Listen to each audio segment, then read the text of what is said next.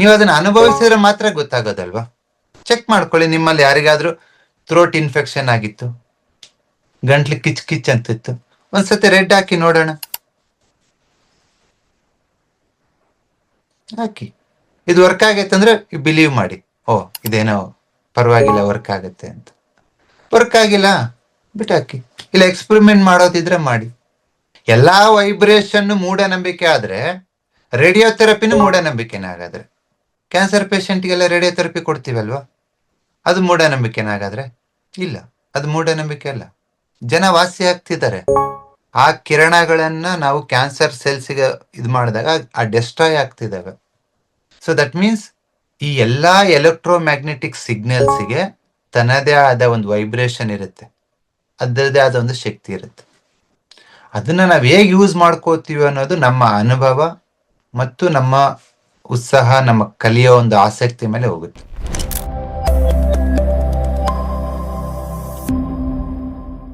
So colours ಅಂದ ತಕ್ಷಣನೇ ನಮ್ಗೆ ನೆನಪಾಗೋದೇನಂದ್ರೆ ಹೋಳಿ ಹಬ್ಬ, ನಮ್ ಬಟ್ಟೆಗಳು ಅಲ್ವಾ. ನಮ್ ಸುತ್ತಮುತ್ತ ನಾವು ಯೂಸ್ ಮಾಡ್ತಕ್ಕಂತ ಕೆಲವು ಬಣ್ಣಗಳು, ಕುಂಕುಮ, ಅರ್ಶಿನ, ಭಂಡಾರ, ಕೆಲವೊಂದು ಬಟ್ಟೆಗಳು, ಇವೆಲ್ಲದನ್ನ ನಾವು ಪ್ರತಿನಿತ್ಯ ಜೀವನದಲ್ಲಿ ಬಳಸ್ತಾ ಇರ್ತೀವಿ.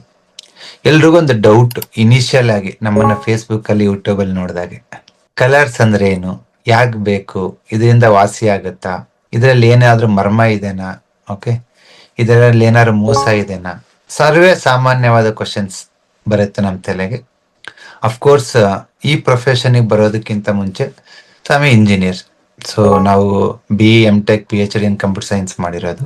ಸೊ ನಾವು ಇದನ್ನ ಅಕ್ಸೆಪ್ಟ್ ಮಾಡ್ಕೊಂಡಿದೀವಿ ಅಂದ್ರೆ ಇಟ್ಸ್ ಕಂಪ್ಲೀಟ್ಲಿ ಸೈಂಟಿಫಿಕ್ ಬೇಸಿಸ್ ಇರೋದ್ರಿಂದ ನಾವು ಇದನ್ನ ಅಕ್ಸೆಪ್ಟ್ ಮಾಡ್ಕೊಂಡು ಕಲ್ತು ಪ್ರಾಕ್ಟೀಸ್ ಮಾಡಿ ರಿಸರ್ಚ್ ಮಾಡಿ ಅಪ್ಗ್ರೇಡ್ ಮಾಡಿ ನಿಮಗೆ ತಗೊಂಡ್ಬಂದಿದೀವಿ. So it's a purely works on vibrations. ಯಾವ್ದ್ರ ಮೇಲೆ ವರ್ಕ್ ಆಗುತ್ತೆ ಅಂದ್ರೆ ವೈಬ್ರೇಷನ್. 1 ಸೆಕೆಂಡ್ಗೆ ಎಷ್ಟು ಸರಿ ಆಸಿಲೇಷನ್ ಆಗುತ್ತೆ, ಅದು ವೈಬ್ರೇಷನ್. ನೀವು ಹಳೆಯ ಗಡಿಯಾರಗಳು ನೋಡಿದಿರಾ? ಲೋಲಾಕ್ ಇರ್ತತಲ್ಲ, ಹಿಂಗೆ ಹಿಂಗೆ ಬಡಿತಾ ಇರ್ತತಲ್ಲ. ಯಾಕೆ ಕೊಟ್ಟಿದ್ದಾರೆ ಗೊತ್ತಾ ಅದನ್ನ? ಯಾರಾದ್ರೂ ಯಾಕೆ ಕೊಟ್ಟಿದಾರ? ಗಂಟೆ ತರ ಹಿಂಗೆ ಹಿಂಗೆ ಹಿಂಗೆ ಹಿಂಗೆ ಅಂತ ಇರುತ್ತೆ. ಅದ್ರ ಅರ್ಥ ಏನ್ ಗೊತ್ತಾ? ಆ ಗಡಿಯಾರದ ಫ್ರೀಕ್ವೆನ್ಸಿ ವೈಬ್ರೇಷನ್ ಎಷ್ಟಪ್ಪ ಅಂದ್ರೆ 1 ಹರ್ಟ್ಜ್. 1 ಹರ್ಟ್ಜ್. 1 ಹರ್ಟ್ಜ್ ಅಂದ್ರೆ HZ ಹರ್ಟ್ಸ್ ಅಂತಾರೆ. ಈ ಹರ್ಟ್ಸ್ ಅಂದ್ರೆಗಿನಾಗಿ ಆ ಫ್ರೀಕ್ವೆನ್ಸಿನ ಮೆಜರ್ ಮಾಡೋ ಒಂದು ಮಾಪನ.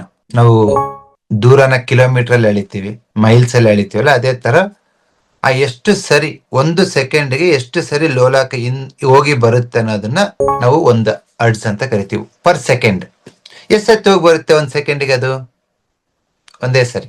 ಅದೇನಾದ್ರು ಸ್ವಲ್ಪ ಸ್ಪೀಡ್ ಮಾಡುತ್ತೆ ಅನ್ಕೊಳ್ಳಿ, ಹಿಂಗೋಗಿ ಹಿಂಗ್ 2 ಸತಿ ಬಂತ ಅನ್ಕೊಳ್ಳಿ, ಅದನ್ನ ಏನಂತೀವಿ ನಾವು? 2 ಹರ್ಟ್ಸ್.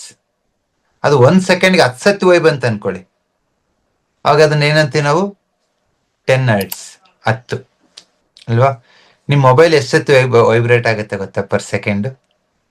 1000 ಕೋಟಿ ಸರಿ. 1000 ಕೋಟಿ. 10⁻7 ಅಂದ್ರೆ 1 ಕೋಟಿ. ಮೊಬೈಲ್ ಫ್ರೀಕ್ವೆನ್ಸಿ 10⁻10 ಅಂದ್ರೆ 1 ಕೋಟಿ ಪಕ್ಕೆ ಮತ್ತೆ 3 0 ಇಡಬೇಕು. 10 ಕೋಟಿ, 100 ಕೋಟಿ, 1000 ಕೋಟಿ ಆಗುತ್ತೆ ಮೊಬೈಲ್ ಫ್ರೀಕ್ವೆನ್ಸಿ. ನೀವು ಗೂಗಲ್ ಅಲ್ಲಿ ಟೈಪ್ ಮಾಡಿದ್ರೆ ಗೊತ್ತಾಗುತ್ತೆ 4G 5G ಫ್ರೀಕ್ವೆನ್ಸಿ ಎಷ್ಟು ಅಂತ. ಸೊ ನಿಮ್ಮಲ್ಲಿ ವೈಬ್ರೇಷನ್ ಬಗ್ಗೆ ಜಸ್ಟ್ ನಾಲೆಡ್ಜ್ ಇರ್ಬೋದು, ಇಲ್ಲದೆ ಇರ್ಬೋದು. ಜಸ್ಟ್ ಎಕ್ಸಾಂಪಲ್ ಕೊಡ್ತಾ ಇದ್ದೀನಿ ಅಷ್ಟೇ. 10⁻10 10⁻10 ಮೊಬೈಲ್ ಫ್ರೀಕ್ವೆನ್ಸಿ. ಇದು ಕಲರ್ದು ಫ್ರೀಕ್ವೆನ್ಸಿ ಬಂದ್ಬಿಟ್ಟು 10⁻14 10⁻14. ಮೊಬೈಲೇ 1000 ಕೋಟಿ ಸತಿ ವೈಬ್ರೇಟ್ ಆಗುತ್ತೆ ಅಂದ್ರೆ ಅದಕ್ಕಿಂತ 1000 ಪಟ್ಟು ಹೆಚ್ಚು. ಇದು ಸೈಂಟಿಫಿಕಲಿ ನಾವು ಕಲಿತಿರೋ ಡೇಟಾ. ಎಲೆಕ್ಟ್ರೋಮ್ಯಾಗ್ನೆಟಿಕ್ ಸ್ಪೆಕ್ಟ್ರಮ್ ಅಂತ ನಾವೇನ್ ಕರಿತೀವಿ, ಅದರಲ್ಲಿ ವಿಬ್ ಗಯಾರ್ ಫ್ರೀಕ್ವೆನ್ಸಿ ಬಂದ್ಬಿಟ್ಟು 10⁻14. ಅದಾದ್ಮೇಲೆ ಸ್ಯಾಟಲೈಟ್ ಫ್ರೀಕ್ವೆನ್ಸಿ ಬರುತ್ತೆ, ಮೊಬೈಲ್ ಫ್ರೀಕ್ವೆನ್ಸಿ ಬರುತ್ತೆ, ರೇಡಿಯೋ ಫ್ರೀಕ್ವೆನ್ಸಿ ಬರುತ್ತೆ. ನಾವೆಲ್ಲ ರೇಡಿಯೋ ಟಿವಿ ಎಲ್ಲ ಕೇಳ್ತೀವಲ್ಲ ಅದರದ್ದು. ಅದಾದ್ಮೇಲೆ ಎಲೆಕ್ಟ್ರಿಕ್ ಪೋಲ್ ಬರುತ್ತಲ್ಲ, ಕರೆಂಟ್ ಬರುತ್ತಲ್ಲ ನಿಮ್ಮ ಮನೆಗೆ, ಅದರದ್ದು ಫ್ರೀಕ್ವೆನ್ಸಿ 50 ಹರ್ಟ್ಸ್ 50. ಸೊ ಇಷ್ಟು ಹೈ ವೈಬ್ರೇಷನ್ ಇರೋದ್ರಿಂದ ಅದು ತನ್ನದೇ ಆದ ಒಂದು ಶಕ್ತಿನ ಮಾರ್ಪಾಡು ಮಾಡತಕ್ಕಂತ ಶಕ್ತಿ ಇದೆ. ನಿಮ್ಮ ದೇಹ ಇರುತ್ತಲ್ವಾ, ಆ ದೇಹಕ್ಕೂ ಒಂದು ವೈಬ್ರೇಷನ್ ಇರುತ್ತೆ. ಫಿಸಿಕ್ಸ್ ಏನ್ ಹೇಳುತ್ತಪ್ಪ ಅಂದ್ರೆ, ಈ ಬ್ರಹ್ಮಾಂಡದಲ್ಲಿರ್ತಕ್ಕಂತ ಪ್ರತಿಯೊಂದು ನಿರ್ಜೀವ ಮತ್ತು ಸಜೀವ ವಸ್ತುಗಳಿಗೆ ತನ್ನದೇ ಆದ ಒಂದು ವೈಬ್ರೇಷನ್ ಇರುತ್ತೆ, ತನ್ನದೇ ಆದ ಒಂದು ಫ್ರೀಕ್ವೆನ್ಸಿ ಇರುತ್ತೆ. ಅದಕ್ಕೆ ನೋಡಿ ಕೆಲವೊಬ್ರು ಹೇಳ್ತಾರೆ, ಯಾರ ಜೊತೆ ಫ್ರೆಂಡ್ಶಿಪ್ ಮಾಡ್ಕೋತೀನಿ ಅಂದ್ರೆ ಫ್ರೀಕ್ವೆನ್ಸಿ ಮ್ಯಾಚ್ ಆಗ್ಬೇಕಪ್ಪ ಅಂತವ್ರ ಜೊತೆ ಫ್ರೆಂಡ್ಶಿಪ್ ಮಾಡೋದು. ಅಲ್ವಾ? ನಂದು ಒಂದು ಫ್ರೀಕ್ವೆನ್ಸಿ ಮ್ಯಾಚ್ ಆಗುತ್ತೆ ಅಂತಾರೆ ಅಲ್ವಾ? ಸೊ ಈ ಫ್ರೀಕ್ವೆನ್ಸಿ ಮ್ಯಾಚ್ ಅಂದ್ರೆ ಏನು ಅಂದ್ರೆಗಿನಾಗಿ ಆ ವೈಬ್ರೇಷನ್ಸ್ ಮ್ಯಾಚ್ ಆಗ್ತಿರುತ್ತೆ. ಕೆಲವ್ರು ನೋಡತ್ತಡೆ ಇಷ್ಟ ಆಗ್ತಾರೆ, ಕೆಲವ್ರನ್ನ ನೋಡಿದ ತಕ್ಷಣ ದ್ವೇಷ ಮಾಡ್ತೀರಾ, ಕೆಲವ್ರನ್ನ ನೋಡಿದ ತಕ್ಷಣ ಅಸೂಯೆ ಪಡ್ಕೋತೀರ. ಏನಿದು? It's A difference in vibrations. ನಾನು ವೆಜ್ ತಿಂತಿರ್ತೇನೆ, ಇನ್ನೊಬ್ರು ನಾನ್ ವೆಜ್ ತಿನ್ನೋದು ನೋಡಿದ್ರಿಗಿನಾಗಿ ಅದು ಬೇರೆ ವೈಬ್ರೇಷನ್. ಚೀ ನಾನ್ ವೆಜ್ ತಿಂತೀಯ ಅಂತೀರಿ. Got it? ಸೊ ಪ್ರತಿ ಒಂದಕ್ಕೂ ಒಂದು ವೈಬ್ರೇಷನ್ ಇದೆ. ಈವನ್ ಅಡ್ವಾನ್ಸ್ಡ್ ಸೈನ್ಸ್ ಅಲ್ಲಿ ವೈಬ್ರೇಷನಲ್ ಮೆಡಿಸಿನ್ ಅಂತಾನೆ ಒಂದು ಮೆಡಿಸಿನ್ ಪದ್ಧತಿ ಇದೆ. ನಿಮ್ಮ ದೇಹದ ಪ್ರತಿ ಅಂಗಗಳು, ಹೊಟ್ಟೆ, ಗುಲ್ಮ, ಯಕೃತ್, ಹೃದಯ, ಮೂತ್ರಪಿಂಡ, ಪ್ರತಿ ಅಂಗಗಳಿಗೆ, ಪ್ರತಿ ಟಿಶ್ಯೂಸಿಗೆ ತನ್ನದೇ ಆದ ಒಂದು ಫ್ರೀಕ್ವೆನ್ಸಿ ಇರುತ್ತೆ, ತನ್ನದೇ ಆದ ವೈಬ್ರೇಷನ್ಸ್ ಇರುತ್ತೆ.